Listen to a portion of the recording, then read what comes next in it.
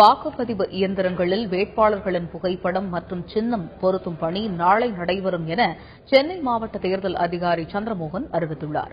சென்னை மாவட்டத்தில் உள்ள 16 தொகுதிகளில் வாக்குப்பதிவு இயந்திரங்களை வாக்குச்சாவடி மையத்திற்கு அனுப்பும் குலுக்கல் முறை அனைத்து கட்சி பிரதிநிதிகள் முன்னிலையில் சென்னை மாநகராட்சி அலுவலகத்தில் இன்று நடைபெற்றது. அப்போது செய்தியாளர்களிடம் பேசிய சென்னை மாவட்ட தேர்தல் அதிகாரி சந்திரமோகன், சென்னையில் உள்ள 16 தொகுதிகளில் வாக்குப்பதிவின் போது 9784 வாக்குப்பதிவு இயந்திரங்கள் பயன்படுத்தப்படும் என்று தெரிவித்தார்.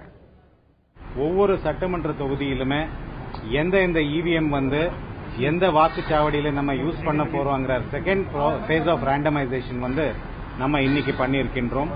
இது ஜெனரல் அப்சர்வர்ஸ், ரிட்டர்னிங் ஆபீசர்ஸ் மற்றும் பொலிட்டிக்கல் பார்ட்டி ரெப்ரசன்டேட்டிவ்ஸ் முன்னிலையில் நடந்திருக்கின்றது.